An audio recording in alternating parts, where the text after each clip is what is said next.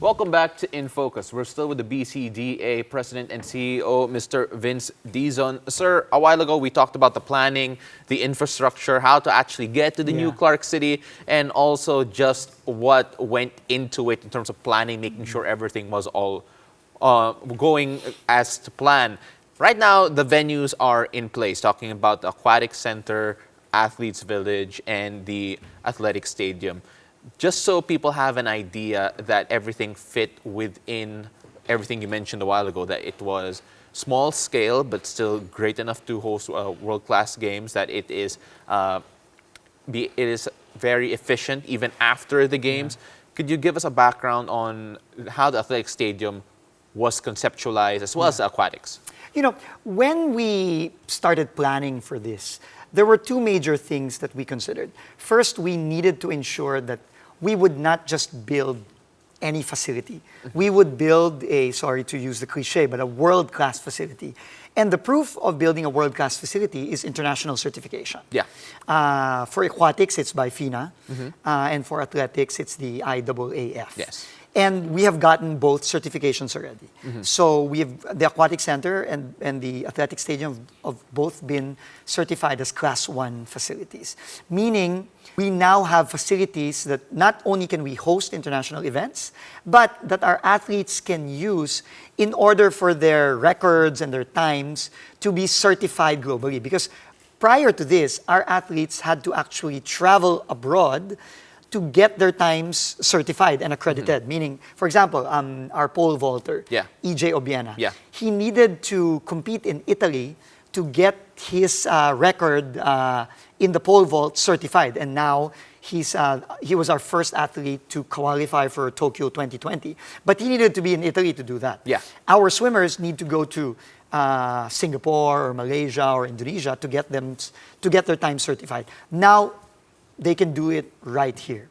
No, and that's very important. But the second thing, which I think is also equally important, is we wanted to build facilities that were not only world-class and certified technically by the international bodies, but would also be identified as authentically Filipino.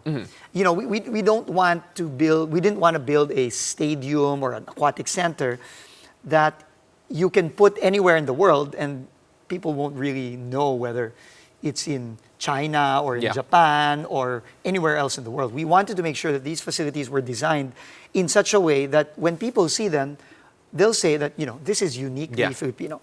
That's why when you look at the stadium, for example, no, it's designed, it looks like, you know, it has all the elements of a world-class stadium. But if you look at the pillars and the columns, as well as the roofing structure, you can say that it is really identifiable as Filipino. Architect Royal Pineda, who designed it, made sure that the colors and the design of the stadium would reflect the caldera of Mount Pinatubo. That was the design inspiration. And the columns, the orange columns that you see, were actually reflective of the giant lanterns that are very famous in Pampanga. Yeah. No, even the colors reflect that. For the Aquatic Center, the roofing structure was inspired from the baklads or the fish nets that our fishermen use in Pampanga, Bulacan, and throughout the country. No, and the translucent roofing where you have opaque and then translucent is also reflective of the kapis windows that our houses in Central Luzon have and throughout the Philippines. So those little touches also provide a unique sense of place for these facilities. So we really took pains in designing them that way. World-class, certified facilities, but also uniquely Filipino. But this early, right after the SEA Games, have there already been plans for these facilities to keep using them to make sure that all year round, hopefully, maybe these facilities will still be in use? Yes, definitely. That's a great question. And that's actually the challenge moving forward. The games, they're going to come, and then after that, we've got the Para Games in January, and then we've got to really make sure that, as you said, these facilities become sustainable in terms of their use. And right now, there are three major ones that we are lining up for. First is they will be the permanent facilities for our national athletes. Right now, we now have a permanent facility that is truly world-class for our athletes. It will start with athletics and aquatics, but later on, as we build more facilities in New Clark City in the coming years, this will really be the main national hub for our national athletes. So that's the first one. All year round, our athletes will be training there, initially for athletics and aquatics, but later on, multi-sports. All sports will be there as we expand the facilities into other sports. Second is, like I said, as early as now, we've already been receiving a lot of inquiries from other countries who want to use the facilities in New Clark City for training for future sporting events.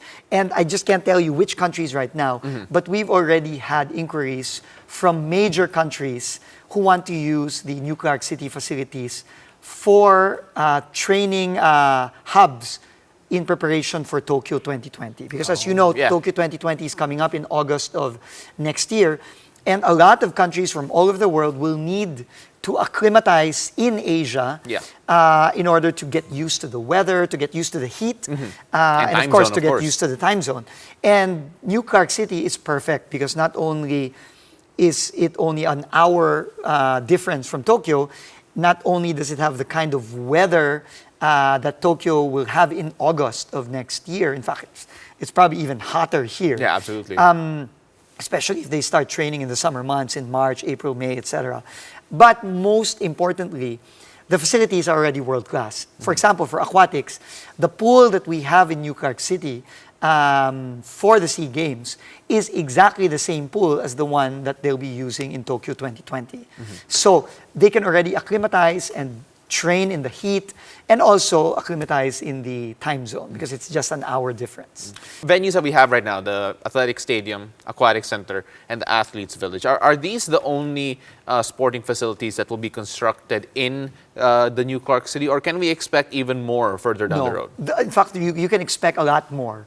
And we're already starting to program the next phases in phase 2, phase 3 moving forward as we build more non-sporting facilities like offices for the government, like factories for the industrial area of New Clark City, residences and other dormitories for New Clark City. We're already starting to plan other sports facilities because, as I mentioned earlier, it will be the main sporting hub of the country.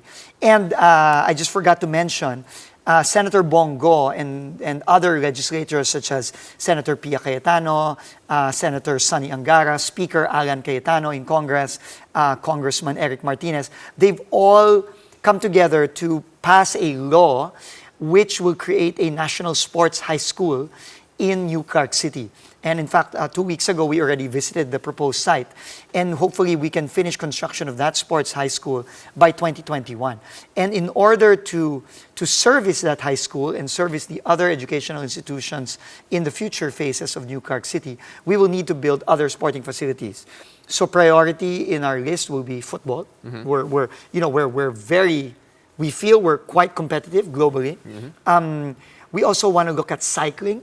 We want to build a velodrome. Right now, there is no velodrome in the Philippines. Yes. The old velodrome, the Amoranto Stadium, is obviously not usable anymore. And Philippine Olympic Committee President Congressman Bambol Tolentino of Tagaytay has been pushing hard to build a velodrome. And we're already talking to them about that. And other sporting facilities for indoor sports like gymnastics, we're very strong.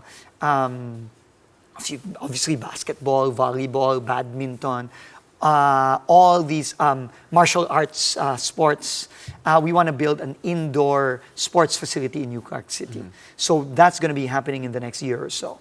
Well, sir, a lot of people would like to obviously monitor the progress of the BCDA and progress of everything happening in Clark. Is there a way for people to be able to actually view that progress, to actually be able to monitor the type of plans that are actually being done for the BCDA? Yeah, we actually post all of our updates on social media and the internet. So website, Instagram, Facebook, Twitter, YouTube. So all of the videos and the updates that we have and we post on a regular basis. I think we post them more than once a month, I think.